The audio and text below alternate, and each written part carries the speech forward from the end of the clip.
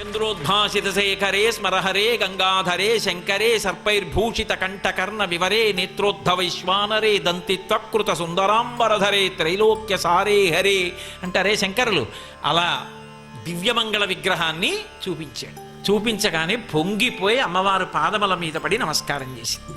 నమస్కారం చేసి నిలబడితే అన్నారు, కామిని చూచు చూపులకు కామపరవశుండై కాముని తొల్లి గెలిచిన మగంటిమి నెల్ల మరంగి కామినిన్ లోలత చూచుచుండ మరి కామినియున్ కాముడు చూచు చూపులకు కామ వికారత పొందే మదనాస్త్రపాతయై. ఇంత మన్మధుణ్ణి గెలిచినవాడు ఆవిడ తపశ్శక్తి చేత వశం చేసుకుంటే శివుడంతటి వాడు అమ్మవారిని అబ్బా ఏమి తపశ్శక్తి, నన్ను వశం చేసుకున్నావు పార్వతి అని అభినందన పురస్సరంగా చూస్తున్నట్టు. ఆవిడ శంకరుడి అందానికి చూసి ఎంత అందగాడో అని మనస్సులో ఆవిడ అలా నిలబడిపోయి ఆవిడ చూస్తుంది. అడిగాడు, నన్ను కళ్యాణం చేసుకోమనే కదా నువ్వు వచ్చావు, మనమిద్దరం అభిన్నులం, ఎప్పుడూ అది దంపతులం, రా కైలాసానికి వెళ్ళిపోదాం అన్నాడు. ఆవిడంది రాను, గతంలో ఇలాగే నేను అనేక అవతారాల్లో కళ్యాణం చేసుకున్నాను, దక్ష ప్రజాపతి కుమార్తెగా ఉన్నప్పుడు కూడా చేసుకున్నాను, ఈ అవతారంలో అలా రాను, నువ్వు నా పుట్టినింటికి రావాలి. ఎక్కడ నా పుట్టినిల్లు? హిమవత్ పర్వత ప్రాంతంలో హిమవంతుడు ఉండేటటువంటి చోటికి రావాలి. వచ్చి కన్యార్థివి కావాలి, నువ్వు అడగాలి, పెద్దవాళ్ళని పంపించాలి. పంపించి అయ్యా మీ అమ్మాయిని నాకు ఇవ్వండి అని అడగాలి. మా నాన్నగారు అమ్మగారు ఒప్పుకోవాలి. నేను కైలాసానికి వచ్చి పెళ్ళాడడం కాదు, నువ్వు కైలాసం విడిచిపెట్టి నా దగ్గరికి రావాలి. కాబట్టి నువ్వు రావాలి, కైలాసం విడిచిపెట్టి వచ్చి నన్ను పరిణయమాడి నన్ను తీసుకుని కైలాసానికి వెళ్ళు. కాబట్టి అలా జరగాలి కళ్యాణం తప్ప ఇంకొకలా నేను కైలాసానికి నీతో వచ్చేసి కైలాసంలో మన ఇద్దరం పెళ్లి చేసుకోవడం అన్నమాట ఉండదు. నువ్వు రా, పెద్దవాళ్ళని పంపించు, అర్థించు కన్యని. అమ్మ బాబోయ్ ఇంత నియమం పెట్టింది, భక్తికి వశుడు కదా మరి, అలాగే అయితే పెద్దవాళ్ళని పంపిస్తాను అని కైలాస పర్వతానికి వెళ్ళిపోయాడు. వెళ్ళిపోయి ప్రమదగణాలందరినీ పిలిచాడు. ఒరే అమ్మ కనపడిందిరా, కానీ ఈ అవతారంలో అమ్మని కళ్యాణం చేసుకోవాలంటే నేను కబురు చెయ్యాలి.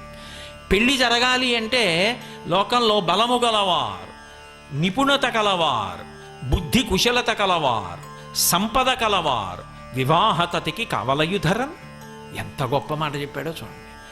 ఆయన అన్నాడు, ఒరే పెళ్ళి అవ్వడం అంటే కొన్ని లక్షణాలు ఉన్నవాళ్ళని ముందు సేకరించుకోవాలి, వాళ్ళని దగ్గర పెట్టుకోవాలి తప్ప ఏదో ఇంట్లో పెళ్ళి అంటే పెళ్ళి అంటే అంత సబబుగా అంత అందంగా ఉండదు. అది చాలా అందంగా తృప్తిగా పెళ్ళి జరగాలి అంటే బుద్ధి గలవారు, మొట్టమొదట మంచి బుద్ధి కలిగిన వారు, దాని గురించి తెలిసున్న వారిని ఆశ్రయించాలి. నిపుణత గలవారు, కేవలం తెలిసుంటే సరిపోదు, అక్కడ ఉన్న దేశకాలాదులను బట్టి అందం వచ్చేట్టి ఎలా చెయ్యాలో చెప్పగలిగిన వాడు అయి ఉండాలి.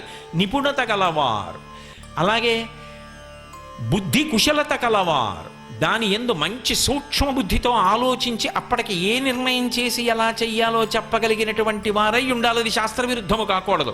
సంపద కలవారు, డబ్బు కలిగిన వాడు ఉండాలి పక్కన పెళ్లిలో. ఎందుకని అంటే అస్తమానం అన్నింటికీ మీరు తీలేరుగా. గబుక్కన అవసరం వచ్చిందనుకోండి, ఓ 1000 ఇవ్వండి అంటే నోట్ రాయండి అనేవాడు ఉంటే అలా పరువు పోదు. ఓ 1000 ఇవ్వండి అంటే తీసుకోండి అని ఏదో ఆయన డబ్బు ఈయన దగ్గర పెడితే ఈయనప్పటికీ ఆయనకి ఇస్తున్నంత చులాగ్గా తీసి ఇలా ఇచ్చేవాడు అయి ఉండాలి. అంతేగాని ఇచ్చి అండి ఈయన ఇస్తాడంటారా అని పెళ్లి కొడుకు తండ్రిని అడిగారు అనుకోండి, ఆయనకి మళ్ళీ ఎంత ప్రమాదం వస్తుంది అక్కడ. అందుకని సంపద కలవారు, డబ్బున్నవాడు ఉండాలి పెళ్లిలో పక్కన. కాబట్టి సంపద కలవారు వివాహతకి కావలయుధరం. ఎవరితో? శివుడు.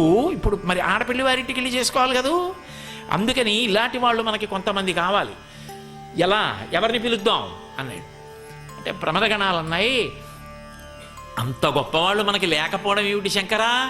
సప్తర్షులు ఎప్పుడూ నీ వెంట తిరుగుతూ ఉంటారు, సప్తర్షులు భార్యలతో ఉంటారు ఎప్పుడు. అందుకే సప్తర్షి పూజ అంత గొప్పది. అసలు పార్వతీ కళ్యాణంలో సప్తర్షి పూజ చేస్తే ఇంకా సొబగుగా ఉంటుంది. కాబట్టి ఆ సప్తర్షుల్ని పిలవండి. అందులో వశిష్ఠుడి భార్య అరుంధతీదేవి ఉంది, పెద్దరికానికి పెట్టింది పేరు, చాలా బాగా మాట్లాడుతుంది. అరుంధతీదేవి మాట్లాడితే అవతల వాళ్ళు మాట్లాడడానికి ఉండదు. ఎందుకని దేని దృష్టిలో పెట్టుకు చెప్తున్నారు, అక్కడ మేనకాదేవి ఉంది. అందుకని జాగ్రత్తగా మాట్లాడేవాళ్ళు ఉండాలి. ఆవిడికి నేను ఇంత తపస్సు చేశాను, ఇంత గొప్ప కూతురు, ఇంత గొప్ప కూతురికి తగిన వరుడు ఉండాలి. ఇదిగో శివుడే బ్రహ్మచారిగా వెళ్ళి చెప్పిన మాటలేవో ఎవరో వెళ్ళి చెప్పారనుకోండి, ఇంకేమైనా ఉందా?